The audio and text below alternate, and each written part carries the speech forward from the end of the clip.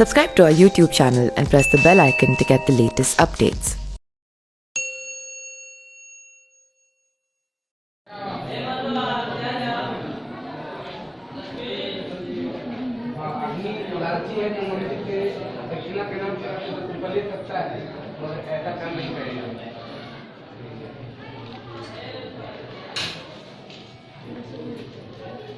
Photo खींचिए भाई लो ना फोटो लो ना चलो एक मिनट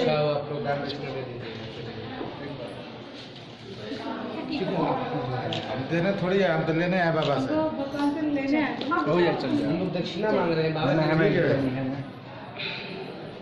देने वाले तो है उनको थोड़े देने के लिए बोल रहे हैं हम दक्षिणा मांग रहे हैं महाराज भगवान के लिए थोड़े मांग रहे हैं, हम मंदिर के लिए मांग रहे हैं, अपने लिए मांग रहे हैं। भगवान को क्या चाहिए? भगवान को क्या चाहिए? आपकी श्रद्धा जी तो हम बोले कि आप लोग दान दक्षिणा दे दीजिए। यहाँ का जो प्रजा था तो बहुत सा डॉक्टर था, उसी का प्रसाद था।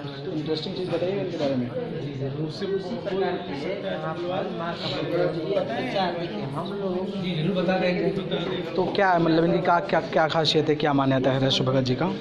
मान्यता ये है कि रसू बाबा जो देख रहे हैं इनका जन्म रहस्यमय ढंग से हुआ था, इसी कारण इनका नाम रहसु पड़ा। अच्छा अच्छा। हाथ में जल जाता है तो छाला पड़ता है ना जी। तो मुनिया इनकी जो माता थी कौरू कामाख्या माता जी के कृपा से उनके हाथ में छाला हुआ और उन्हीं से इनका जन्म हुआ था। अच्छा इसी कारण इनका नाम रहसु पड़ा। जब रहसु जी का जन्म हुआ तो माता जी इनको लेकर के कौरू कामाख्या चली गई और वहाँ पे इनको पालने पोसने लगी। 14 वर्षों तक इनका पालन पोषण वहीं पे हुआ। तो किसी भी बच्चे का मन होता है अपने माँ बाप से मिलने का, तो बच्चे आपस में खेलते हैं तो कोई भी बच्चा बोल देता है कि तुम्हारे माँ बाप कहाँ हैं, तुम्हारे माँ बाप कहाँ हैं। तो ऐसे ही वारदात इनके साथ हुआ। तो ये जा करके माता जी से पूछे कि मेरे माँ बाप कहाँ हैं, आप मुझे कहाँ पे लेके पोल पास रहे हैं, मुझे कुछ बताइए। तो ये बताइए कि गोपालगंज ज़िले में तुम जाओगे तो वहाँ पे तुम्हारा घर है, वहीं पे तुम्हारी माँ रहती हैं।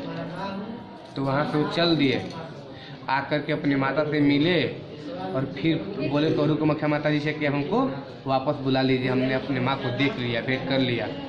तो बोले कि नहीं, अब तुमको नहीं आना है यहाँ पे, अब तुम गोपालगंज जिला में ही रह करके तुम गरीबों की मदद करो, क्योंकि तुम्हारा जो राजा है बहुत ही क्रूर है, वो प्रजा पे अत्याचार करता है। तो बोले कि जैसे आपकी आज्ञा। तो बोले कि मैं कैसे क्या करूँगी बताइए तो सही। तो बोले कि देखो दिन भर तुम कतरा घास होता है उसको काटना, और रात में मेरा नाम लोगे तो 7 बाघ और 8 सांप आएंगे, उनसे दौरी करना और मुझे भोग लगा करके जो भी चावल बचेगा गरीबों में बांट देना, यही तुम्हारा काम है। यही वो करते गए तो अचानक एक बार राज्य में अकाल पड़ गया।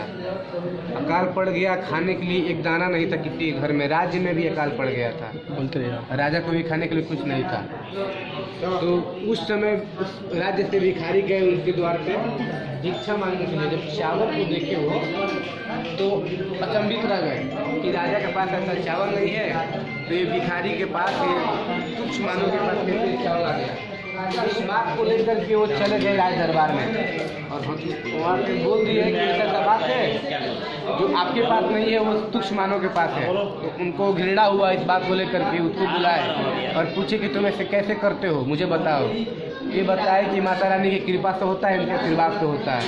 तो बोले ठीक है, माता रानी की पूजा हम भी करते हैं, हमारी कुल देवी हैं, तो हमें दर्शन कभी नहीं देती है, तुमको कैसे दर्शन देती हैं।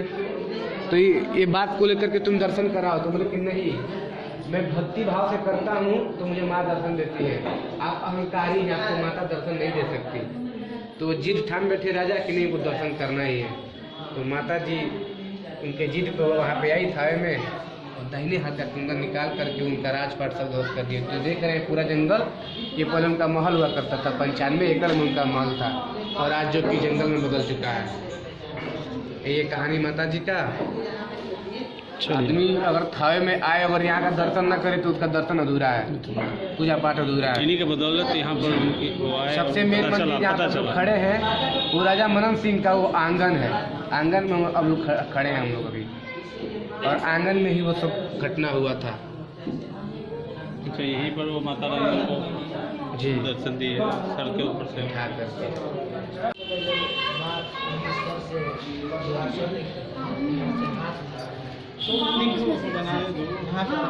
हाथ निकला हुआ है, उसी में एक कंगन था। तो कंगन का जोत से पूरा राजा का सर्वनाश हो गया।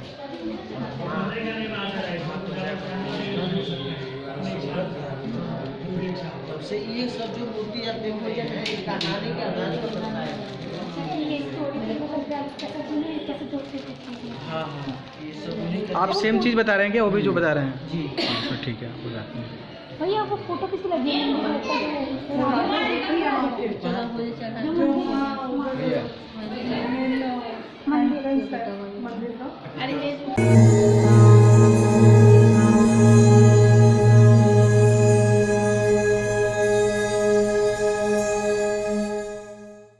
Subscribe to our YouTube channel and press the bell icon to get the latest updates.